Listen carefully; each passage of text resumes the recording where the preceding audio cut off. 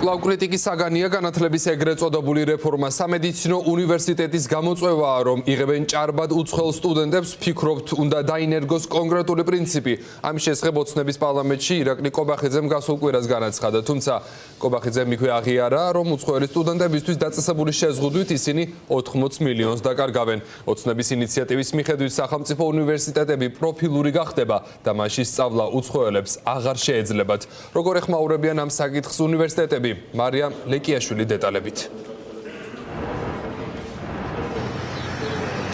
დიახ გიორგი, რამდენიმე დღის წინ ქართული ოცნების პრემიერ-მინისტრმა ირაკლი კობახიძემ პარლამენტში განათლების სფეროში დაანონსებული ახალი რეფორმები განიხილა.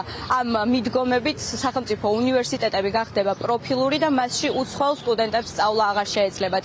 აქცენტი ძირითადად გაამახვილა სამედიცინო უნივერსიტეტებზე, ვინაიდან უცხოელი სტუდენტები სწორედ სამედიცინო სფეროთი ინტერესდებიან. ირაკლი კობახიძემ აღიარა ისიც, რომ ამ რეფორმის გატარების შემდეგ სამედიცინო უნივერსიტეტების ზარალი 80 მილიონი ლარი იქნება, თუმცა ის სახელმწიფო ინფრასტრუქტურა, რომელიც ამ სისტემისთვის არის მომზადებული, სრულიად მოხმარდება ქართველი ექიმების მომზადებას. ამ რიტორიკას სრულად იზიარებს საქართველოს სახელმწიფო სამედიცინო უნივერსიტეტის რექტორიც და ის ჩვენთან საუბრისას ამბობს, რომ უცხოელი სტუდენტებისთვის უარის თქმა მათთვის პრობლემას არ წარმოადგენს და ეს პროგრამები მთლიანად მოხმარდება ქართველი ექიმების უკეთ მომზადებას.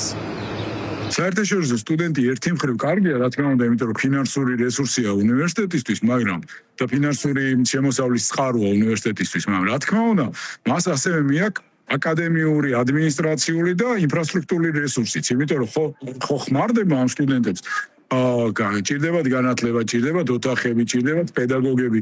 შესაბამისად, ეს რესურსი ამაზე იხარჯება. ამ თანხას თუ სახელმწიფო დაფარავს და როგორც ბატონმა პრემიერ-მინისტრმა რამოდენიმეჯერ აღნიშნა, სახელმწიფოს აქვს ამის რესურსი, რომ ეს თანხა გადაიხადოს და გადაიხდის ამ თანხას, ჩვენ გავსდით ჩვენი ქართველი მომავალი ექიმების განათლების ხარისხს.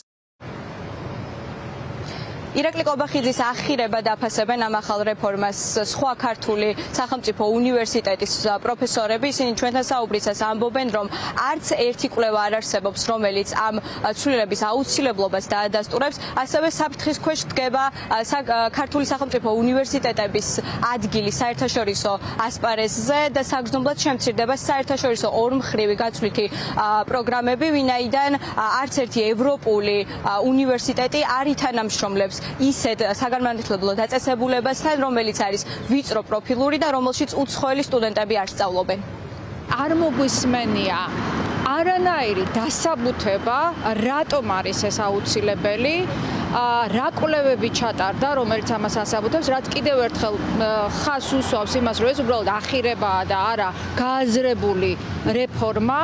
ეს ბუნებრივია, გამოიწვევს კოლაფს, პირველ რიგში ეს ფინანსურ პრობლემებსაც შეუქმნის უნივერსიტეტებს და ცალკეულ ფაკულტეტებს და ამის კომპენსაცია, როგორც ჩვენ პრაქტიკა გვიჩვენებს, არ მოხდება.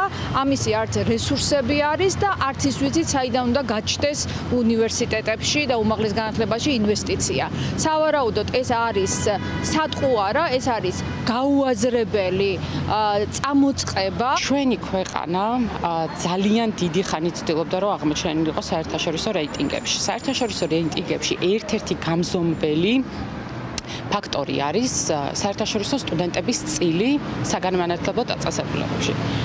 ამჟამად ყველაზე გავლენიანი რანჟირების სისტემა რო ავიღოთ, რომელიც არის Times Higher Education და თქვენო დღეს ნახოთ 2026 წლის მონაცემები. მან იპოვით მხოლოდ 3 ქართულ უნივერსიტეტს და ამ 3 ქართული უნივერსიტეტიდან არის 3-ვე სახელმწიფო უნივერსიტეტი. ანუ ჩვენ თუ აქ არ იქნებიან საერთაშორისო სტუდენტები, ნელ-ნელა ამ რანჟირების სისტემებშიდაც აღარ ვიქნებით. ბოლო კვლევების მიხედვით ქვეყანაში დაახლოებით 9 მილიარდ ლარამდე შემოგვთ საერთაშორისო სტუდენტებს. რაც იმას ნიშნავს, რომ დაახლოებით 100 მილიონი ხისტად რო ვთქვათ, მოდის სახელმწიფო უნივერსიტეტებზე. მე არ ვიცი რა რესურსით, როგორ უნდა მოიძიოს ქვეყანამ ეს დამატებითი თანხა, რომ სახელმწიფო უნივერსიტეტებმა მივიღოთ, მით უმეტეს რომ ამის საჭიროება არ დგას. ეს ცვლილება არის ნაწილი იმ განათლების რეფორმისა, რომლის გატარებასაც აპირებს ქართული ოცნება, განათლების სპეციალისტები და არა მხოლოდ სპეციალისტები ამ რეფორმას აფასებენ უარყოფითად და თვლიან, რომ ეს არის ქართული ოცნების რეპრესიების ახალი ტალღა.